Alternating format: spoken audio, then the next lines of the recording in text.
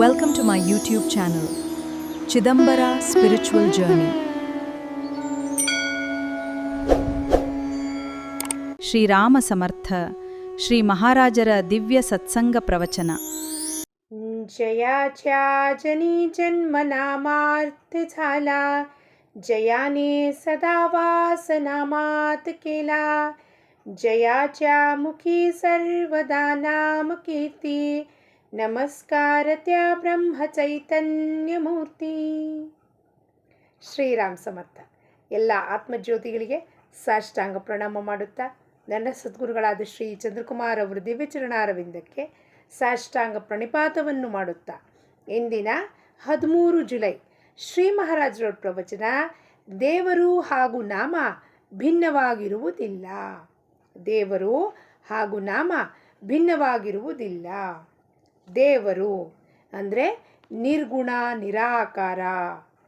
ಆ ವಸ್ತುಗೆ ದೇವರು, ಸಾಮಾನ್ಯ ಭಾಷೆಯಲ್ಲಿ ನಾವೇನಂತೀವಿ, ದೇವರು ಭಗವಂತ ಅಂತೀವಿ. ನಿರ್ಗುಣ ನಿರಾಕಾರ ಆ ಚೈತನ್ಯಕ್ಕೆ ದೇವರು ಅಂತೀವಿ. ಹಾಗೂ ನಾಮ ಭಿನ್ನವಿಲ್ಲ ಅಂತ. ಭಿನ್ನ ಅಂದರೆ ಬೇರೆ ಇಲ್ಲ. ಭಗವಂತ ನಿರ್ಗುಣ ನಿರಾಕಾರ, ಅವನ ನಾಮ ಭಿನ್ನವಿಲ್ಲ. ಅವನ ನಾಮ ಅಂದರೆ ಕೇವಲ ಭಗವಂತನ ನಾಮ ಅಂದರೆ ಕೇವಲ ರಾಮ, ಕೃಷ್ಣ, ಚಿದಂಬರ, ಬನಶಂಕರಿ, ಯಲ್ಲಮ್ಮ, ಇವು 5 ನಾಮ, 6-10 ನಾಮ ಅಲ್ಲ. ಆ ನಾಮ ಅಂದರೆ ಚರ ಅಚರ ಈ ಬ್ರಹ್ಮಾಂಡದಲ್ಲಿರುವ ಚರ ಅಚರ ವಸ್ತುವಿಗೆ ಏನು ನಾಮ ಇದೆಯೋ, ಒಂದು ಗಿಡ ಇರ್ಬೋದು, ಒಂದು ಗುಡ್ಡ ಅನ್ಬೋದು, ಒಂದು ಮರ ಅನ್ಬೋದು, ಒಂದು ಪಶು ಅನ್ಬೋದು, ಒಂದು ಪಕ್ಷಿ ಅನ್ಬೋದು, ಒಬ್ಬ ಮನುಷ್ಯ ಅನ್ಬೋದು. You name it because that is visible to our eyes. ಅದಕ್ಕೆ ನಾವು ನಾಮ ಕೊಟ್ಟಿದ್ದೀವಿ. ನಾಮ ಅದಕ್ಕೆ ಒಂದು ಹೆಸರಿಂದ ಕೂಗ್ತೀವಿ ಅದಕ್ಕೆ. ಅದು ಮತ್ತು ಆ ಭಗವಂತ ಬೇರೆ ಅಲ್ಲ, ಯಾಕೆಂದರೆ ಅವನಿಂದಾನೇ ಎಲ್ಲ ವಸ್ತು ಬಂದಿರೋದು. ಆ ನಾಮ ಯಾವ್ದ್ಯಾವ್ದು ನಾಮ ತೊಗೋತೀವೋ ಅದರಲ್ಲೆಲ್ಲ ಅವನ ಅಸ್ತಿತ್ವ. ನಾವು ನಾಮ ತೊಗೊಂಡ್ರೆ ಅವನನ್ನೇ ಕೂಗ್ತಾ ಇರ್ತೀವಿ.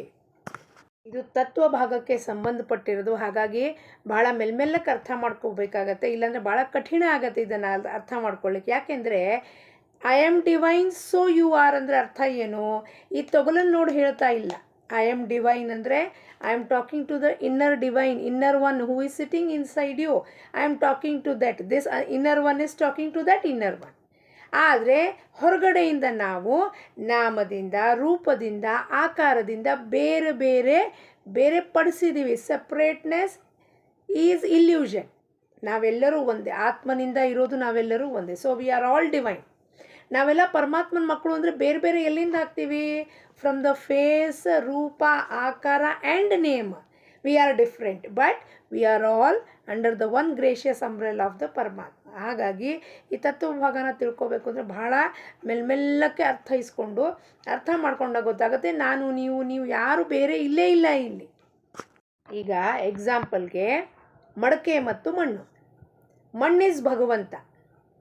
ಆ ಮಣ್ಣಿನಿಂದ ಹಲವಾರು ನಾವು ಆಕೃತಿಗಳನ್ನು ಮಾಡಿದ್ವಿ. ಮಡಕೆ ಮಾಡಿದ್ವಿ, ಕಪ್ ಮಾಡಿದ್ವಿ, ಹೂಜಿ ಮಾಡಿದ್ವಿ, ಪಾತ್ರೆ ಮಾಡಿದ್ವಿ, then clay pots, whatever we made. ಅದರಲ್ಲೆಲ್ಲ ಇರುವುದೇನು ವಸ್ತು? ಮಣ್ಣು. ಬೇಸಿರೋದೇನು ವಸ್ತು? ಮಣ್ಣು.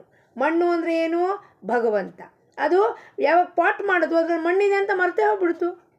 ಪಾಟ್ ನೋಡಿದ್ವಿ, ಆಕಾರ ನೋಡಿದ್ವಿ, ಓ ಪಾಟ್ ಚೆನ್ನಾಗಿದೆ, ಈ ಪಾತ್ರೆ ಚೆನ್ನಾಗಿದೆ, ಇದು ಚೆನ್ನಾಗಿದೆ, ಹೂಜಿ ಚೆನ್ನಾಗಿದೆ, ಗಮಲಾ ಪಾಟ್ ಫಾರ್ ಫ್ಲವರಿಂಗು ಚೆನ್ನಾಗಿದೆ, ಕುಕ್ಕರಿಗೆ ಒಂದು ಪಾಟ್ಸು ಚೆನ್ನಾಗಿದೆ. ಆದರೆ ಅದರ ಬೇಸು ಭಗವಂತ, ದೇವರು, ನಿರ್ಗುಣ ನಿರಾಕಾರ ವಸ್ತು ಏನಿದೆ ಆ ಮಣ್ಣು, ಅದರದಿಂದ ಆ ಪಾಟ್ಸೆಲ್ಲ ಆಗಿರೋದು. ಸೊ ಆ ಭಗವಂತ ಹಾಗೂ ಅವನು ನಾಮ ಬೇರೆ ಇಲ್ಲ ಅನ್ನೋದನ್ನು ನಾವು ನೀವು ಎಲ್ಲರೂ ತಿಳ್ಕೊಳ್ಳೋ ಪ್ರಯತ್ನವನ್ನು ಮಾಡೋಣ. ಏನು ಹೇಳ್ತಾರೆ ಶ್ರೀ ಮಹಾರಾಜರು? ನಮ್ಮ ಅನುಭವಕ್ಕೆ ಬಂದಿದ್ದೇ ನಿಜವಾದದ್ದು ಆಗಿದ್ದರೂ ನಾವು ಅದರಂತೆ ನಡೆಯುತ್ತೇವೆಯೇ? ಬಹಳಷ್ಟು ಸಂಗತಿಗಳು ಕೆಟ್ಟವೆಂದು ನಮ್ಮ ಅನುಭವಕ್ಕೆ ಬಂದಿರುತ್ತದೆ, ಆದರೆ ನಾವು ಅವುಗಳನ್ನು ಮಾಡದೇ ಇರುತ್ತೇವೆಯೇ? ಸಂಗತಿಗಳು ಹೊರಗಡೆಯಿಂದ ಎನ್ವೈರ್ಮೆಂಟಲ್ ಫ್ಯಾಕ್ಟರ್ಸ್ ನಮ್ಮ ಸಂಗತಿನ, ನಮ್ಮ ಮನಸ್ಸಿನ ಬುದ್ಧಿ ಭ್ರಷ್ಟ ಮಾಡಲಿಕ್ಕೆ ಹಲವಾರು ಸಂಗತಿ ಉಂಟು. ಅವ್ರ ಸಂಘ ಮಾಡಬಾರ್ದು ಅಂದ್ರೆ ಅವ್ರು ಸಂಘ ಮಾಡ್ತೀವಿ. ಯಾಕೆ? ನಾನು ಅವ್ರ ಸಂಘ ಮಾಡಲಿಲ್ಲ ಅಂದ್ರೆ ಅವ್ರು ಬೇಜಾರು ಮಾಡ್ಕೊಬಿಡ್ತಾರೆ. ಟಿ ವಿ ನೋಡಲಿಲ್ಲ ಅಂದರೆ ನನಗೆ ಟೈಮ್ ಪಾಸ್ ಆಗೋದಿಲ್ಲ. ಟಿ ವಿ ಸಂಗತಿ ಮಾಡೋದ್ರಿಂದ ಡಿಸ್ಟ್ರಕ್ಟಿವ್ ನೆಗೆಟಿವ್ ಇನ್ಫಾರ್ಮೇಷನ್ಸ್ನ ಸ್ಟೋರ್ ಮಾಡ್ಕೋತಿದ್ದೀನಿ. ನ್ಯೂಸ್ ಪೇಪರ್ ಮುಖೇನ ನೆಗೆಟಿವ್ ಇನ್ಫಾರ್ಮೇಷನ್ ಸ್ಟೋರ್ ಮಾಡ್ಕೋತೀನಿ. ಇದು ನನ್ನ ಅನುಭವಕ್ಕೆ ಬಂದಿದೆ. ಎಲ್ಲಿ ಏನೋ ಆಗಿದೆ ಆ ನೆಗೆಟಿವ್ ಇನ್ಫಾರ್ಮೇಷನ್ ನಾನಂತ ತಲೆ ಒಳಗೆ ಇಟ್ಕೊಂಡ್ಬಿಟ್ಟು, ಅಯ್ಯೋ ಮಕ್ಕಳಿಗೆ ಹಿಂಗೆ ಹೊರಗಡೆ ಕಳಿಸ್ಬಾರ್ದು, ಪೇಪರ್ನಲ್ಲಿ ನಾವು ಓದಿದ್ದೆ, ಅದು ಆಗಿದ್ದ ಘಟನೆನ ನನ್ನ ತಲೆ ಒಳಗೆ ಇಟ್ಕೊಂಡ್ಬಿಟ್ಟು ನಾನು ಹೆದರ್ಕೊಂಡು ಬದುಕ್ತಾ ಇದ್ದೀನಿ. ಸೊ ಆ ಸಂಗತಿನ ನಾನು ಬಿಟ್ಟಿದ್ದೀನಾ? ಇಲ್ಲ. What I am feeding my mind always? Feeding with all the negative information. ನಾವು ಅದರಂತೆ ನಾವು ಅವುಗಳನ್ನು ಮಾಡುತ್ತಾ ಇರುತ್ತೇವೆಯೇ. ನಾವೊಂದು ಇನ್ಫಾರ್ಮೇಷನ್ ನೋಡಿದ್ವಿ, ಆ ತಪ್ಪು ಇನ್ಫಾರ್ಮೇಷನ್ನ ಇನ್ನೊಬ್ರಿಗೂ ಕೊಟ್ವಿ. ಯಾವಾಗೋ ಹೋಗುವಾಗ ಪ್ರಯಾಗ್ರಾಜಿಗೆ ಹೋಗುವಾಗ ಯಾವುದೋ ಒಂದು ಫ್ಲೈಟು ಹಿಂದೆ ಮುಂದೆ ಆಯಿತು, ಏನೋ ಆಯಿತು, ಸಮಥಿಂಗ್ ಹ್ಯಾಸ್ ಹ್ಯಾಪನ್ಡ್. ನಾನು 4 ತಾಸು ಮುಂಚೆ ಟಿ ವಿ ನೋಡಿಬಿಟ್ಟು ಇನ್ನೊಬ್ರಿಗೆ ಇನ್ಫಾರ್ಮೇಷನ್ ಹಿಂಗೆ ಆಗ್ಬಿಟ್ಟಿದೆ ಅಂತೆ, ಎಲ್ಲ ಫ್ಲೈಟ್ ಕ್ಯಾನ್ಸಲ್ ಆಗಿಬಿಟ್ಟಿದೆ ಅಂತೆ. ಯಾವ ಮನುಷ್ಯನ ಫ್ಲೈಟ್ ಕ್ಯಾನ್ಸಲ್ ಆಗಿತ್ತು ಆ ಮನುಷ್ಯ ಫ್ಲೈಟ್ ಹತ್ಕೊಂಡಾಗಲೇ ಪ್ರಯಾಗ್ರಾಜ್ ಮುಟ್ಟು ಬಿಟ್ಟಿದ್ದ ಅವನು.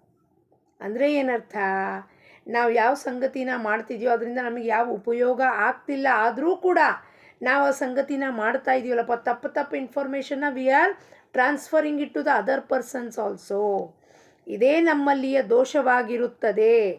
ದೊಡ್ಡ ಮನುಷ್ಯರ ಮಾತ್ರ ಹೀಗೆ ಇರುವುದಿಲ್ಲ. ದೊಡ್ಡ ಮನುಷ್ಯರು ಅಂದರೆ ಸಿದ್ಧರು, ಸತ್ಪುರುಷರು. ಅವರು ತಮ್ಮ ಅನುಭವದಲ್ಲಿ ಬಂದದ್ದನ್ನು ಆಚರಣೆಯಲ್ಲಿ ತಂದು ತೋರಿಸುತ್ತಾರೆ. ಆದ್ದರಿಂದಲೇ ಅವರು ಸಂತ ಪದವಿಯನ್ನು ಹೊಂದಿರುತ್ತಾರೆ. ಅವರು ಸಂತ ಪದವಿ ಹೊಂದಲಿಕ್ಕೆ ಕಾರಣ ಏನು ಅಂದರೆ ಅವರು ಒಂದು ವಸ್ತುನ ಹಿಡ್ಕೊಂಡಿರ್ತಾರೆ, ಭಗವಂತನ ಜಗತ್ತಿನ ಹಿಂದೆ ಬಿಟ್ಟುಬಿಟ್ಟಿರ್ತಾರೆ. ರಾಜಾರಾಮ್ ಮಹಾರಾಜರು ಹೇಳ್ತಾರೆ, ತನ್ನ ಮನ ಧನ ಜನ ಓವಾಳೂ ಸಾಂಡಿಯೇ ಇಲ್ಲ. ತನ ಮನ ಧನ ಜನ ಎಲ್ಲರನ್ನೂ ನಿನ್ನ ಪಾದಕ್ಕೆ ನಿವಾಳಿಸಿ ಒಗ್ದಿ. ನಾವೆಲ್ಲಿ ಒಗ್ದಿದ್ದೀವಿ? ನಾವು ಜಗತ್ತನ್ನಲ್ಲ, ಜಗತ್ತಿಗೆ ಭಗವಂತನ ನಿವಾಳಿಸಿ ನಾವು ಒಗೆದು ಬಿಡ್ತೀವಿ. ಜಗತ್ತು ನನಗೆ ಇಂಪಾರ್ಟೆಂಟ್ ಅಪ್ಪ ಅಂತ. ಭಗವಂತ ಇಂಪಾರ್ಟೆಂಟ್ ಇಲ್ಲ ರೀ, ಜಗತ್ತು ಇಂಪಾರ್ಟೆಂಟ್ ಇದೆ ಅಂತ. ಸೊ ನಾವು ಜಗತ್ತಿಂದೆ ಹೋಗುವಾಗ ಸಂತ ಪದವಿಯನ್ನು ಹೆಂಗೆ ಮುಟ್ಲಿಕ್ಕೆ ಸಾಧ್ಯ? ವಿಷಯ, ವಸ್ತು, ವ್ಯಕ್ತಿ ಇವರ ಹಿಂದೆ ಹಿಂದೆ ಹಿಂದೆ ಹೋಗ್ತಿರ್ತೀವಿ, ಅವ್ರ ಹಿಂದೆ ನಾವು ಸಾಯ್ತಿರ್ತೀವಿ, ಅವ್ರ ವಿಚಾರಗಳನ್ನು ತಲೆ ಒಳಗೆ ಇಟ್ಕೊಂಡಿದ್ದೀವಿ ಅಂದಮೇಲೆ ಸಂತ ಪದವಿ ಪಡ್ಕೊಳ್ಳೋ ಅರ್ಹತೆ ಎಲ್ಲರಿಗೂ ಉಂಟು ಅಂತ ನನ್ನ ಪರಮಾತ್ಮ. ಸಂತತ್ವಕ್ಕೆ ಹೋಗೋದು ಅಂದರೆ ಏನು? Buddhahood means the enlightened one. ಸಂತತ್ವಕ್ಕೆ ಹೋಗೋದು ಅಂದರೆ you are an enlightened one species and you have come for that purpose only on this earth, to realise who am I, not to get entangled in this samsara or around the people you are going behind them. ಅದಕ್ಕೆ ನಾವು ಬಂದಿಲ್ಲ. ಅದಕ್ಕೆ ನಮ್ಮ ಹಠಮಾರಿತನ ಈಗೋ ಗುರು ಹತ್ರ ವಾದ ಏನು ಮಾಡುತ್ತೆ, ಅದು ಅವ್ರಿಗೆ ಮಾತ್ರ ಸಾಧ್ಯ ರೀ, ನಮಗೆ ಸಾಧ್ಯ ಇಲ್ಲ. ಯಾಕೆ ಸಾಧ್ಯ ಇಲ್ಲ ನಮಗೆ? ಯಾಕೆಂದರೆ ನಾನು ಮನಸ್ಸನ್ನ ಈಗೋನ ಬಿಟ್ಕೊಡ್ಲಿಕ್ಕೆ ರೆಡಿ ಇಲ್ಲ. ನಾನು ಭಗವಂತನ ಹಿಡ್ಕೊಳ್ಳೋದು ಬಿಟ್ಬಿಟ್ಟು ಜಗತ್ತನ್ನು ಹಿಡ್ಕೊಳ್ತಾ ಹೋಗ್ತಾ ಇದ್ದೀನಿ. ಆ ಸಂಗತಿನ ಬಿಡಲಿಕ್ಕೆ ರೆಡಿ ಇಲ್ಲ. ಎಲ್ಲಿಂದ? ಇಲ್ಲಿಂದ, ಮನಸ್ಸಿನಿಂದ. ನಿಜವಾಗಿಯೂ ನಮ್ಮ ಮೇಲೆ ಸಂತರ ಬಹಳ ದೊಡ್ಡ ಉಪಕಾರವಾಗಿರುತ್ತದೆ. ಜಗತ್ತಿನಲ್ಲಿಯ ಸುಖವು ನಿಜವಾದ ಸುಖವಲ್ಲ, ಕೋಟ್ ಆ್ಯಂಡ್ ಕೋಟ್. ದುಃಖವೇ ಸುಖದ ವೇಷ ಹಾಕಿಕೊಂಡಿರುತ್ತದೆ. ಇದು ನಮ್ಮ ಅನುಭವಕ್ಕೆ ಬಂದಿದೆ. ಯಾವ ವಸ್ತುವಿನಲ್ಲಿ ನಾವು ಸುಖ ಹುಡ್ಕೊಂಡು ಹೋಗಿದ್ನೋ temporary, it becomes the reason for my suffering. ಅದು ನಮ್ಮ ಅನುಭವಕ್ಕೆ ಬಂದಿದೆ. ಅದನ್ನು ಇನ್ನೂ ವಿಸ್ತಾರ ಮಾಡೋದು ಅವಶ್ಯಕತೆ ಇಲ್ಲ. ಸಂತರು ಈ ರೀತಿಯ ಅನುಭವ ಹೊಂದಿ ಆ ಸುಖದ ಕಡೆಗೆ ಬೆನ್ನು ಮಾಡಿ ನಿಜವಾದ ಸುಖದ ಶೋಧಕ್ಕೆ ತೊಡಗಿದರು. ನಿಜವಾದ ಸುಖ ಎಲ್ಲಿದೆಯಪ್ಪ? ಪ್ರಪಂಚದ ಅಶಾಶ್ವತದ ಏನಿದೆ ಸುಖ ಅರ್ಥ ಆಗೋಯ್ತು ಅವರಿಗೆ. ಅದಕ್ಕೆ ಯಾವುದೇ ಒಂದು ಅನುಭವ ಹೇಳಿದಾಗ ಗುರುಗಳು ಅದಕ್ಕೆ ಹೋಗುಡ್ತಿರ್ಲಿಲ್ಲ. ಯಾಕೆಂದರೆ ಈ ಅನುಭವ ಜನ್ಮ ಜನ್ಮಾಂತರದಿಂದ ಆಗ್ತಾ ಇದೆ. ಇದು ಹೊಸ ಅನುಭವ ಅಲ್ಲ. Whatever you are experiencing is not new. ಪ್ರಾಪಂಚಿಕ ಅನುಭವ ಇರ್ಬೋದು, ದುಃಖ, ನೋವು, ಕೆಡಕನಸ್ತು, ಬೇಜಾರಾಯಿತು, ಅಸೂಯತನ ಮಾಡಿದ್ವಿ, ವಾಟ್ ಎವರ್ ಇನ್ ಪ್ರಪಂಚ we are doing, these are also old experiences. Because body after body you are doing, taking the body you are doing this only. And coming to ಪರಮಾರ್ಥ, ಒಂದು ಬೆಳಕು ಕಾಣಿಸ್ತು, ಅದು ಕಾಣಿಸ್ತು, ಇದು ಕಾಣಿಸ್ತು. ಪಾರಮಾರ್ಥಿಕ ಅನುಭವಗಳನ್ನೂ ಸೇಮ್ ಇದೆ. ಹೊಸದು ಏನಿದೆ? ಅದಕ್ಕೆ ಅವ್ರು ಯಾವ ಅನುಭವಕ್ಕೂ ಹೋಗುಡ್ತಿರ್ಲಿಲ್ಲ.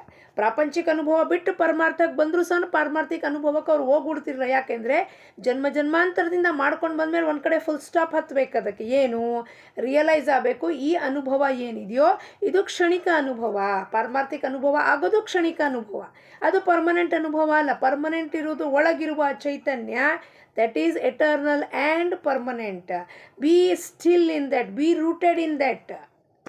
ಪರಮೇಶ್ವರನ ಪ್ರಾಪ್ತಿಯಲ್ಲಿಯೇ ನಿಜವಾದ ಸುಖವಿದೆ ಎಂದು ಅವರಿಗೆ ಕಂಡುಬಂದಿತು. ಆ ಭಗವತ್ ಪ್ರಾಪ್ತಿಯ ಅತ್ಯಂತ ಸುಲಭ ಮಾರ್ಗವೆಂದರೆ ಭಗವಂತನ ನಾಮ. ಇದೇ ಮಾರ್ಗವನ್ನು ವೇದ ಕಾಲದಿಂದ ಇಂದಿನವರೆಗೂ ಎಲ್ಲ ಸಾಧು ಸಂತರು ಅನುಭವ ತೆಗೆದುಕೊಂಡು ಹೇಳಿರುತ್ತಾರೆ. ವೇದ ಕಾಲದಿಂದ ಅಂದರೆ ಋಷಿಮುನಿಗಳ ಕಾಲದಿಂದ ಇಲ್ಲಿ ತನಕ ಪುರಾಣಗಳಲ್ಲಿ ಎಲ್ಲತ್ರಲ್ಲೂ ಹೇಳಿರೋದು ಒಂದೇ ಮಾತು, ಭಗವಂತನ ನಾಮದಿಂದ ನಿನಗೆ ಏನಾಗತ್ತಪ್ಪ? ಮಾರ್ಗ ಬಿಡುಗಡೆ ಆಗುತ್ತದೆ, ಸುಖ ದುಃಖಕ್ಕೆ ನೀ ಅತೀತ ಆಗ್ತೀಯ, ಮೋಕ್ಷವನ್ನು ಪಡಿತೀಯ. ಮೋಕ್ಷ ಅಂದರೆ ಏನು?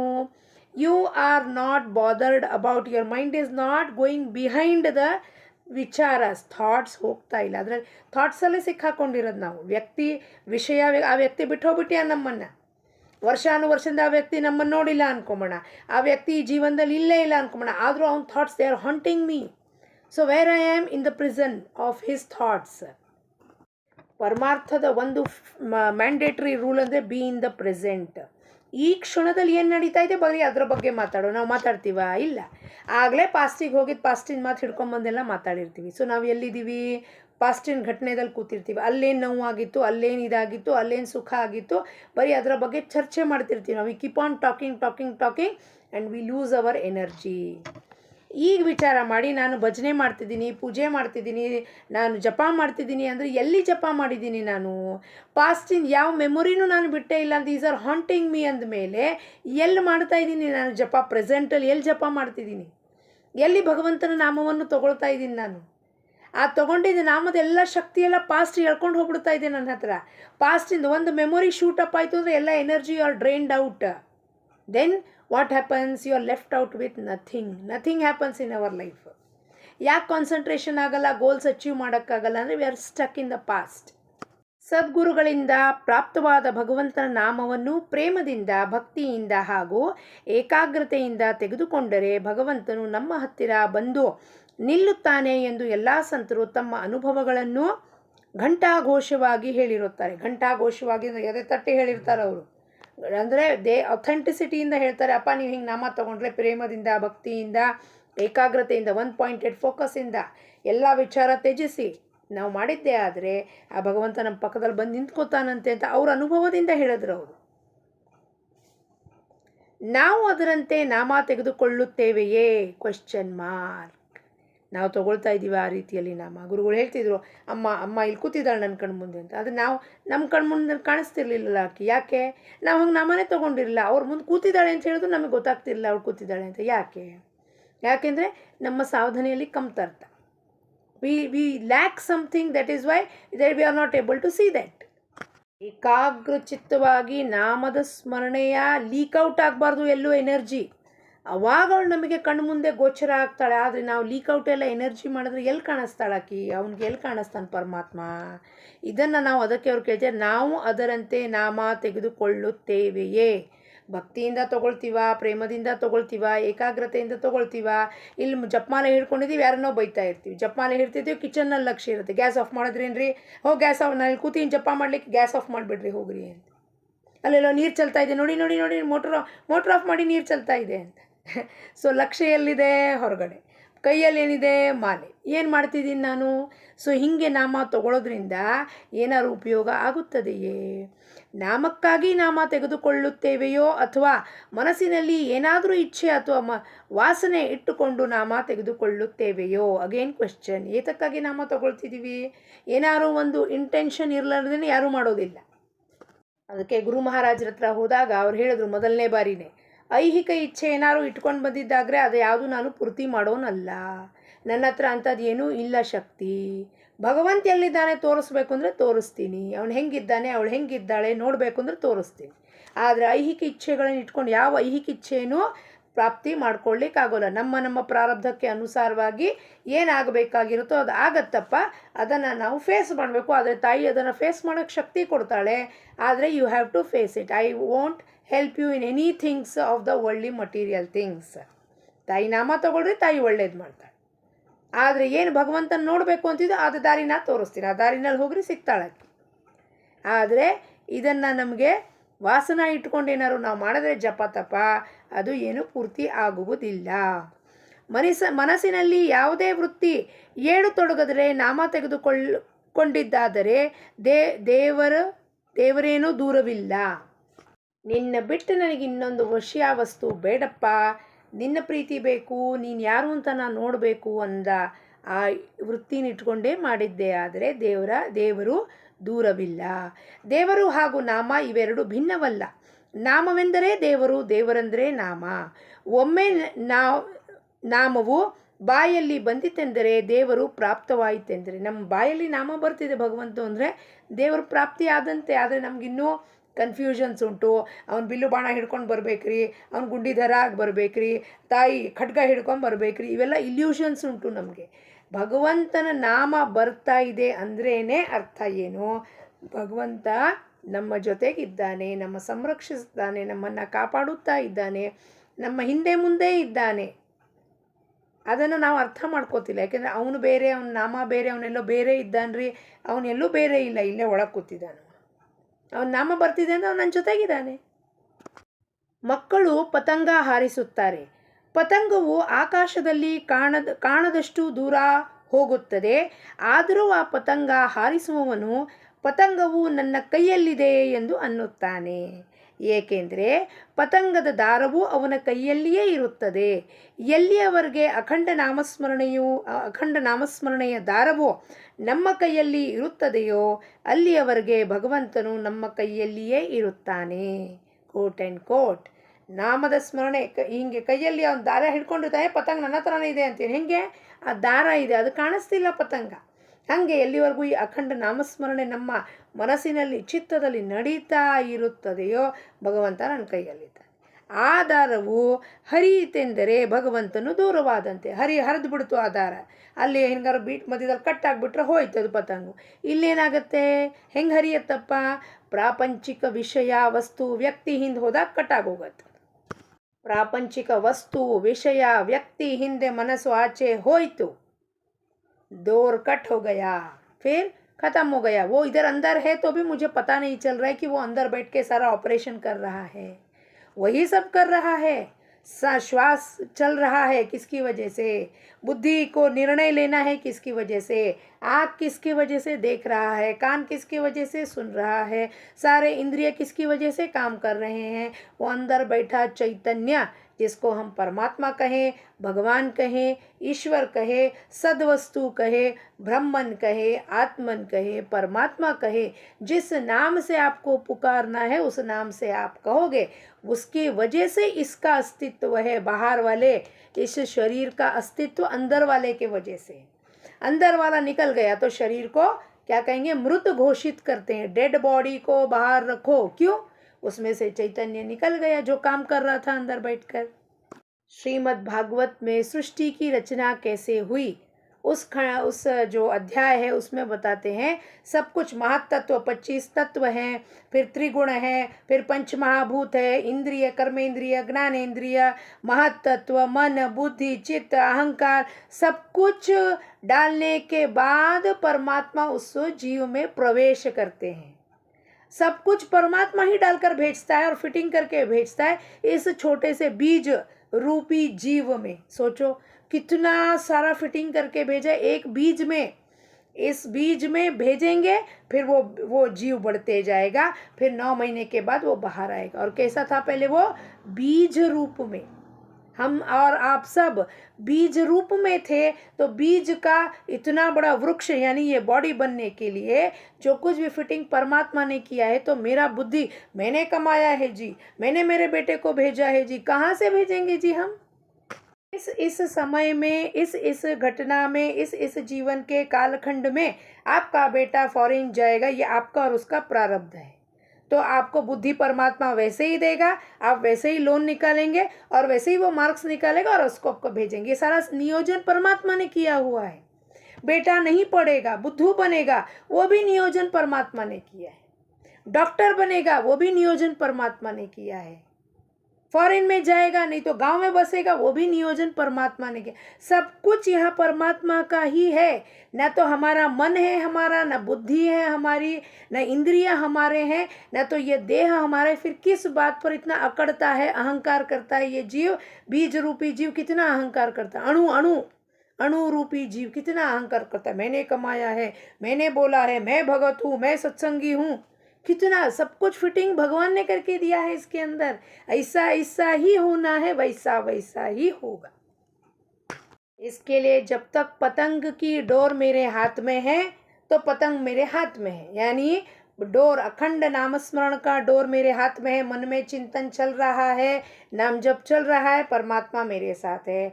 जैसे ही मैंने मन को बाहर भेजकर दूसरे लोगों के ज़िंदगी में क्या घट रहा है, क्या हो रहा है, दखल अंदाजी करी, लड़ाई कुटाई करी, जलन कुड़न किया, धागा टूट जाएगा. परमात्मा मुझसे दूर हो जाएगा, अंदर से दूर हो जाएगा वो. फिर वो क्या करेगा? वो कहेगा कि तुम्हारे प्रारब्ध में तुमने जो कर्म किए वो तुमको ही भोगना पड़ेगा। मैंने संभाला था डोर तुम्हारा, मैं चलाऊंगा तुम्हारी ज़िंदगी, लेकिन तुम जो कर्म कर रहे हो वो मेरे इसमें नहीं था, तो अभी ये तुमको ही भुगतना पड़ेगा। एक बार कृष्ण भगवान रुक्मिणी जी खाना खा रहे थे। एक निवाला खाते ही कृष्ण भगवान दौड़े दौड़े उठकर चले गए। रुक्मिणी बोली, प्रभु आप कहाँ जा रहे हो? अरे अरे रुको, मेरा भगत मुसीबत में है। एक जा रहा था भगत इकतारा लेकर, भगवान का नाम जप करते हुए रास्ते में जा रहा था। कुछ लोगों ने उसे पागल पागल कहकर पत्थर मारना शुरू किया, तो परमात्मा दौड़े चले आए, अरे मेरे भगत को कोई पत्थर मार रहा है, मैं जाके बचाता हूँ। फिर थोड़ी देर में लौटकर वो वापस आ गए। रुक्मिणी जी बोली, क्यों प्रभु आप बचा नहीं गए? अरे मैं उसे बचाने ही जाने वाला था, लेकिन उसने इकतारा नीचे रख दिया, नीचे रखकर वो खुद एक पत्थर लेके खड़ा हो गया है और उनको मारने के लिए। यानी उसको मेरी ज़रूरत नहीं है, उसने मुझे पुकारा नहीं। मैं दौड़ा दौड़ा जा रहा था कि उसको बचाने के लिए, लेकिन उसने मुझे पुकारा नहीं। वो अपनी बुद्धि चलाकर सोच रहा है कि मैं उनको पलट के मारूंगा। ये नहीं है भगत के लक्षण। तो परमात्मा कहते इसके लिए मैं वापस आ गया, उसको बचाने नहीं गया। Now you have to face your karmas, हमको फिर भुगतना पड़ता है। ನಮ್ಮ ನಾಮಸ್ಮರಣೆಗೆ ಒಂದು ವಿಷಯವು ಅತ್ಯಂತ ಅವಶ್ಯವಿರುತ್ತದೆ. ನಮ್ಮ ಜೀವನದಲ್ಲಿ ಪರಮೇಶ್ವರನ ಹೊರತು ನಡೆಯುವುದಿಲ್ಲ ಎಂದು ಎಲ್ಲಿಯವರೆಗೆ ಅನಿಸುವುದಿಲ್ಲವೋ ಅಲ್ಲಿಯವರೆಗೆ ನಮ್ಮ ನಾಮಸ್ಮರಣೆಯು ನಿಜವಾದದ್ದಲ್ಲ. ಒಂದು ಸ್ವಲ್ಪ ಹೊತ್ತು ಮಾಡ್ತೀವಿ, ಮತ್ತು ನಮ್ಮ ಬುದ್ಧಿ ಉಪಯೋಗಿಸ್ತೀವಿ, ಮತ್ತು ಪ್ರಪಂಚಕ್ಕೆ ಹೋಗ್ತೀವಿ, ಮತ್ತು ಪ್ರಪಂಚದ ಏನಾದ್ರು ಕೆಡಕಾಯ್ತು ಅಂದ್ರೆ ಮತ್ತೆ ಜಪ ಮಾಡೋಕ್ಕೆ ಬರ್ತೀವಿ. ಆದರೆ ಪರಮಾತ್ಮನ ಕೈಯಲ್ಲಿ ನಮ್ಮ ಬಾಗ್ಡೋರ್, ಸದ್ಗುರುನಾಥನ ಕೈಯಲ್ಲಿ ನಮ್ಮ ಬಾಗ್ಡೋರ್ ಕೊಡ್ಲಿಕ್ಕೆ ನಾವು ರೆಡಿ ಇರೋದಿಲ್ಲ. ಯಾಕೆಂದರೆ ಮನಸ್ಸು ಅಷ್ಟು ಬೇಗ ಒಪ್ಕೊಳ್ಳೋದೇ ಇಲ್ಲ. ಇದು ಸದ್ಗುರುನಾಥ ಮಾಡಿಸ್ಕೊಡ್ತಾನೆ ಇಲ್ಲ ಅಂತ ಒಪ್ಕೊಳ್ಳೋಕೆ ರೆಡಿನೇ ಇರೋದಿಲ್ಲ ಅದು. ಅದಕ್ಕೆ ಅದೇನು ಮಾಡುತ್ತೆ, ಎಲ್ಲಿವರೆಗೂ ಅನಿಸುವುದಿಲ್ಲವೋ ಜೀವನದಲ್ಲಿ ಕೋಟ್ ಆ್ಯಂಡ್ ಕೋಟ್, ಅಪ್ಪ ನೀನು ಹೊರತಾಗಿ ನಂದು ಏನೂ ಕೆಲಸ ನಡೆಯುವುದಿಲ್ಲ, ನನಗೆ ಗೊತ್ತಾಯಿತು ನಾನು ಬಲಹೀನನಿದ್ದೀನಿ, ಐ ಆಮ್ ಹೆಲ್ಪ್ಲೆಸ್, ನೀನೇ ಮಾಡೋ ನೀವೆಲ್ಲವನ್ನು ಅಂತ ನಾನು ಎಲ್ಲಿವರೆಗೂ ಒಪ್ಕೊಳ್ಳೋದಿಲ್ಲವೋ ಅಲ್ಲಿಯವರೆಗೂ ನಾವು ಮಾಡಿದ ನಾಮಸ್ಮರಣೆಯು ನಿಜವಾದದ್ದಲ್ಲ. ಇದು ನಾವು ಅವಲೋಕನ ಮಾಡ್ಕೋಬೇಕು. ನಮ್ಮ ಜೀವನದ ಬಾಗ್ಡೋರ್ ಭಗವಂತನಿಗೆ ಕೊಟ್ಟಿಲ್ವೋ ಅಥವಾ ನನ್ನ ಮನಸ್ಸು ಬುದ್ಧಿ ಇನ್ನೂ ನಾನು ಉಪಯೋಗಿಸ್ತಾ ಇದ್ದೀನಿ. ಭಗವಂತನೇ ನಮ್ಮ ಜೀವನದ ಆಧಾರ, ಅವನ ಹೊರತು ನಾವು ಬದುಕಲು ಶಕ್ಯವೇ ಇಲ್ಲ ಎಂಬ ವೃತ್ತಿ ಹೊಂದಿದವರಾಗಿ ನಾಮಸ್ಮರಣೆ ಮಾಡಿದರೆ ಅದೇ ನಿಜವಾದ ನಾಮಸ್ಮರಣೆ. ಅಪ್ಪ ನಿನ್ನ ಹೊರತಾಗಿ, ಸದ್ಗುರುನಾಥ ನಿನ್ನ ಹೊರತಾಗಿ ನನಗೆ ಯಾರೂ ಗತಿ ಇಲ್ಲ, ನೀನೇ ನನಗೆ ಸರ್ವವ್ಯಾಪಿಯಾಗಿದ್ದಿ, ಸರ್ವಸ್ವ ಇದ್ದಿ, ನಿನ್ನ ಹೊರತಾಗಿ ಒಂದು ಹೆಜ್ಜೆ ನಾ ಹೊರಗಡೆ ಇಡುವುದಿಲ್ಲ. ನೀನೇನು ಹೇಳ್ತೀಯೋ ಅದು ರೈಟ್. ಕೂಡಿಸ್ತೀಯ, ಬೀಳಿಸ್ತೀಯ, ಕೊಟ್ಟರೆ ಕೊಡ್ತೀಯ, ಊಟ ಕೊಡಲಿಲ್ಲ ಅಂದರೆ ಕೊಡಲಿಲ್ಲ, ಉಪವಾಸ ಬೀಳಿಸಿದ್ರೆ ಉಪವಾಸ, ಪುರಿ ಶ್ರೀಖಂಡ್ ಕೊಟ್ಟೆ, ಪುರಿ ಶ್ರೀಖಂಡು 4 ಜನದ ಹತ್ರ ಬೈಸ್ತೀಯ, ಖಾರ ಹಾಕಿಸಿದ್ರೆ ಹಾರ ಹಾಕಿಸ್ತೀಯ, ಏನು ಮಾಡಿಸ್ತೀಯೋ ಎಲ್ಲವೂ ನಿನ್ನಿಚ್ಛೆನೇ ಸದ್ಗುರುನಾಥ ಅಂತ ಎಲ್ಲಿವರೆಗೂ ನಾವು ಒಪ್ಕೊಳ್ಳೋದಿಲ್ಲವೋ ಅಲ್ಲಿವರೆಗೂ ಏನಾಗುತ್ತೆ, ಅದೇ ನಮ್ಮ ಸ್ಥಿತಿಯು ಎಲ್ಲೋಯ್ತು ಹೊಂದಿದೆ. ನಾಮಸ್ಮರಣೆ ಮಾಡಿದರೆ ಅದೇ ನಿಜವಾದ ನಾಮಸ್ಮರಣೆ. ನಮ್ಮ ಸ್ಥಿತಿಯು ಇದಕ್ಕೆ ಪೂರ್ಣ ವಿರುದ್ಧವಾಗಿರುತ್ತದೆ. ನಮ್ಮ ಸ್ಥಿತಿ ಇದಕ್ಕೆ ವಿರುದ್ಧ ಏನು? ಭಗವಂತನ ಹೊರತಾಗಿ ನಮ್ಮ ಜೀವನ ನಿಲ್ಲುವುದೇ ಇಲ್ಲವೆಂಬ ವೃತ್ತಿಯಿಂದ ನಾವು ನಾಮಸ್ಮರಣೆ ಮಾಡುತ್ತೇವೆ. ಎಲ್ಲ ನಡೀತದೆ ರೀ ನಮ್ಮ ಜೀವನದಲ್ಲಿ. ನಾವೇ ನಮ್ಮ ಬುದ್ಧಿ ಉಪಯೋಗಿಸಿ ನಾವು ಕೆಲಸ ಮಾಡಿದ್ದೇವೆ ರೀ. ಆಮೇಲೆ ಸಾಂಪ್ರದಾಯಿಕವಾಗಿ ನಮ್ಮ ಪರಂಪರಾಗತವಾಗಿ ನಿನ್ನೆ ಮಹಾರಾಜರು ಹೇಳ್ದಂಗೆ ನಾವು ಪೂಜೆ ಮಾಡ್ತೀವಿ, ಮಸ್ ಮುಗೀತು. ಅಷ್ಟೊತ್ತು ಪೂರ್ತಿ ಬಾಗಿಲು ಹಾಕ್ಬಿಟ್ಟು ಕಡಿ ಹಾಕ್ಬಿಟ್ಟು ಭಗವಂತನ 1-2 ಸಾಲ ಜಪ ಮಾಡಿದ್ರೆ ಆಯ್ತು, ಇವತ್ತಿನ ಕೆಲಸ ಮುಗೀತಪ್ಪ, ಜಪಮಾಲೆ ಗೂಟಕ್ಕೆ ಹಾಕಿದ್ರೆ ಕತೆ ಮುಗಿಯಿತು ಅನ್ನೋದು ನಮ್ಮ ಜೀವನದಲ್ಲಿ. ಅವನ ಮಹತ್ವ ಪ್ರಯಾರಿಟಿ ಲೆಸ್ ಇದೆ, ಜಗತ್ತಿನ ಪ್ರಯಾರಿಟಿ ಮೋರ್ ಇದೆ. 90% ಜಗತ್ತು, 10% ಭಗವಾನು. ಫುಲ್ 100% ಭಗವಾನಪ್ಪ ನಿನ್ನಿಂದಾನೇ ಎಲ್ಲ ಆಗ್ತಿರೋದು ಅನ್ನೋದು ನಾವು ಮಾಡ್ತಾ ಇಲ್ಲ. ಅದಕ್ಕೆ ನಮ್ಮ ಸ್ಥಿತಿ ವಿಪರೀತವಾಗಿದೆ. ಅಂದಮೇಲೆ ಭಗವಂತನಾದರೂ ಹೇಗೆ ಬಂದಾನು? ಭಗವಂತನ ನಾಮವೇ ನಮ್ಮ ಜೀವನದ ಸರ್ವಸ್ವವೆಂದು ತಿಳಿದು ನಾಮ ತೆಗೆದುಕೊಂಡರೆ ನಮ್ಮ ಜೀವನವು ಸಾರ್ಥಕವಾಗದೇ ಇರಲಾರದು. ಜೀವನ ಅವಾಗ ಸಾರ್ಥಕ ಅನ್ಸುತ್ತೆ. ಹಂಗಂದ್ರೆ ಮತ್ತೆ ಪ್ರಶ್ನೆ ಮಾಡಬೇಡ್ರಿ, ಜಪಮಾಲೆ ಹಿಡ್ಕೊಂಡು ಇಡೀ ದಿವಸ ಕೂತ್ಕೋಬೇಕೇನ್ರಿ? ಇಲ್ಲ.